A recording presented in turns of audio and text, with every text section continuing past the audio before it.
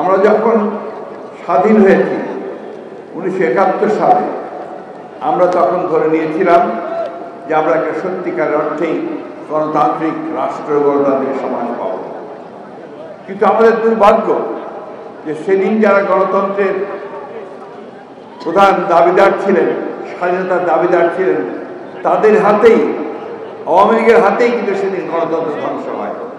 তারা 1975 সালে একদলীয় শাসন ব্যবস্থা বাকশাল প্রতিষ্ঠা করে। এ কথা আমাদের ভুললে চলবে না, এই কথা বারবার মনে করতে হবে। এই দলটি আবার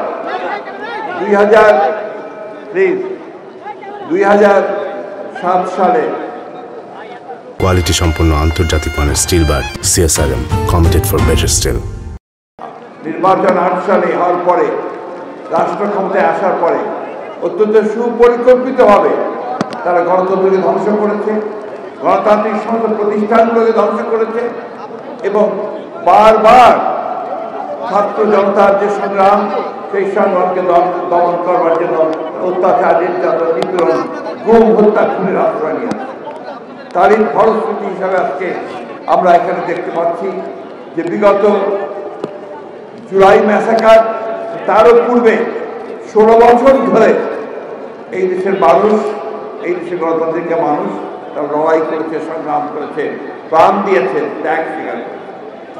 আমি অভিবাদন জানাই, সেলুট জানাই এই গণতান্ত্রিক আন্দোলনে সবচেয়ে সেই সমস্ত শহীদদেরকে যারা তাদের প্রাণ বিসর্জন দিয়েছেন।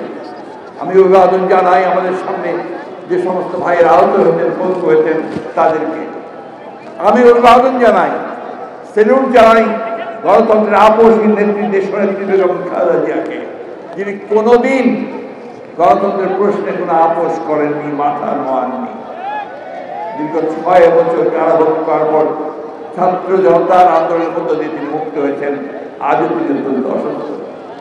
আমি অভিবাদন জানাই আমাদের ভারপ্রাপ্ত চেয়ারম্যান জনাব তারেক রহমানকে, যিনি মিথ্যা মামলায় নির্বাসিত হয়ে বিদেশে থেকেও এই দীর্ঘ বছরগুলোতে এখানে গণতন্ত্রের সংগ্রাম করেছেন, সহযোগিতা করেছেন, নেতৃত্ব দিয়েছেন। প্রিয় বন্ধুগণ, আজকে আমরা সবাই বলছি যে আমরা স্বাধীন হয়েছি, হয়তো স্বাধীন হয়েছি, হয়তো হয়েছি, এখনো চতুর্দিকে নাগিনীরা ছড়াইছে বিশ্বাস। সেই তাদের চক্রান্ত তারা বিভিন্নভাবে ছড়াচ্ছে এবং আমাদেরকে বিভক্ত করবার চেষ্টা করছে। আজকে আমাদের যেটা প্রয়োজন সবচেয়ে বেশি, তা হচ্ছে আমাদেরকে ইস্পাত ঐক্য, যে ঐক্য নিয়ে আমরা দীর্ঘ 16 বছর লড়াই করেছি, সেই ঐক্যকে অটুট রাখা এবং কোনো মতেই তাদের চক্রান্তে পা না দেওয়া। আমি বিএনপির নেতা কর্মী ভাইদেরকে আমার আন্তরিক ধন্যবাদ জানাই যে তারা শত প্রলোভনের মধ্য দিয়ে, উস্কানির মধ্য দিয়ে তারা শান্ত থেকেছেন এবং তারা এই দেশকে রক্ষা করবার জন্য তারা কাজ করে যাচ্ছেন। আমি ধন্যবাদ জানাই আমাদের সেই সমস্ত দলগুলোকে, রাজনৈতিক দলগুলোকে, সংগঠনগুলোকে যারা দীর্ঘকাল ধরে এই সংগ্রাম লড়াইয়ে আমাদের সঙ্গে সংযুক্ত হয়েছেন, কাজ করেছেন। আজকে একটা সংগ্রামের মধ্য দিয়ে, আত্মত্যাগের মধ্য দিয়ে আমরা একটা অন্তর্বর্তীকালীন সরকার পেয়েছি। এই অন্তর্বর্তীকালীন সরকারের কাছে জনগণের প্রত্যাশা আকাশ চুম্বী।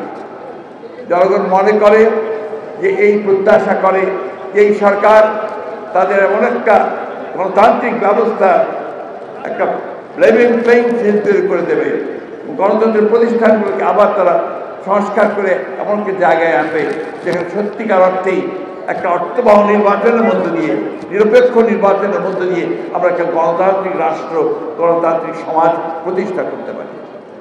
আমি অনুরোধ করব এই ইন্টারিম গভর্নমেন্টের কাছে যে আজকে আমার যে সমস্ত ভাইরা পঙ্গু হয়েছেন, আজকে যারা নিহত হয়েছেন এই 16 বছর ধরে এবং বর্তমানে এই আন্দোলনে, তাদের সকলকে রাষ্ট্রের তরফ থেকে তাদের ক্ষতিপূরণ দিতে হবে এবং তাদেরকে ভাতা দিতে হবে, প্রদান করতে হবে। এটা অত্যন্ত জরুরি ব্যাপার। শুধু এখানে বসে কথা বলে আমরা অনুষ্ঠান করলেই হবে না, এই বিষয়গুলো অত্যন্ত জোরে তুলে ধরতে হবে, সরকারকে বলতে হবে যে এটা করতে হবে। দ্বিতীয়ত আরেকটি কথা আমি আজকে বলতে চাই যে 16 বছর ধরে আমরা যারা গণতন্ত্রের জন্য সংগ্রাম করছি, আমরা অত্যন্ত নির্যাতিত হয়েছে, নিপীড়িত হয়েছে। আমাদের প্রায় 700 ভাই বোন তারা গুম হয়ে গেছে, সেই আয়না ঘর হয়েছে। আমাদের মায়ের ডাকে ছেলেমেয়েরা এখনো কেঁদে বেড়াচ্ছে, ছোট্ট শিশুটি এখন তার বাবাকে খুঁজছে। আজকে সেই মানুষগুলোকে খুঁজে বের করার ব্যবস্থা করতে হবে। আমাদের যে অসংখ্য মামলা হয়েছে আমাদের নেতা কর্মীদের বিরুদ্ধে, 1,45,000 মামলা, 60 লক্ষ মানুষের বিরুদ্ধে মামলা এই কয়েক বছরে, 17 বছরে। এই সমস্ত মামলাগুলোকে প্রত্যাহার করতে হবে অবিলম্বে, অতি দ্রুত বলতে হবে। আমরা আজকের আন্তর্জাতিক দিবসে এই অঙ্গীকার জাতির সামনে করতে চাই যে আমরা বাংলাদেশকে সত্যিকার অর্থে একটা গণতান্ত্রিক রাষ্ট্রে প্রতিষ্ঠা করবার জন্য, সমস্ত প্রতিষ্ঠানগুলোকে শক্তিশালী করবার জন্য আমরা সবাই কাজে কাজ মিলিয়ে কাজ করব, কাজ করে চলতে এখনো কাজ করব। তবে আমাদের একটাই শুধুমাত্র সতর্ক থাকতে হবে, চক্রান্তের মধ্য দিয়ে আমাদেরকে কেউ যেন আপনার বিপথে নিয়ে যেতে না পারে, আমরা কোনো মতেই সেই লক্ষ্য পথ না হারাই। গতকাল গোপালগঞ্জে আমাদের স্বেচ্ছাসেবক দলের সভাপতি জিলানির উপর আক্রমণ করা হয়েছে, তার স্ত্রীকে আক্রমণ করা হয়েছে। আমি নিজে গিয়ে দেখে এসেছি। একজন নেতা শহীদ হয়েছে। বন্ধুগণ, পরিষ্কার বোঝা যাচ্ছে যে তারা এখনো আবার হায়নার মতো লুকিয়ে আছে, যে কোনো সময় তারা আক্রমণ করবে। সেই আক্রমণকে আমাদের প্রতিহত করতে হবে, আমাদেরকে গণতন্ত্রকে প্রতিষ্ঠা করতে হবে। বন্ধুগণ, আমি বক্তব্য বাড়াবো না। আমি ধন্যবাদ জানাতে চাই যে এই প্রতিকূল প্রাকৃতিক পরিবেশের মধ্যেই, এত বৃষ্টির মধ্যেও আমাদের আয়োজকরা, আপনারা শিল্পীরা এখানে পারফর্ম করেছেন, আপনারা শুনেছেন। আমি আমাদের দলের পক্ষ থেকে, দেশনেত্রী বেগম খাদিজার পক্ষ থেকে, আমাদের ভারপ্রাপ্ত চেয়ারম্যান যেমন তারেক রহমানের পক্ষ থেকে আপনাদেরকে অশেষ অভিনন্দন জানাচ্ছি, ধন্যবাদ জানাচ্ছি, কৃতজ্ঞতা জানাচ্ছি। আসুন আমরা সামনের দিনগুলোতে পেছনে ফিরে না তাকাই, আমরা সামনের দিনগুলোতে গণতন্ত্রের পক্ষে, জনগণের পক্ষে, মানুষের পক্ষে এগিয়ে যাই।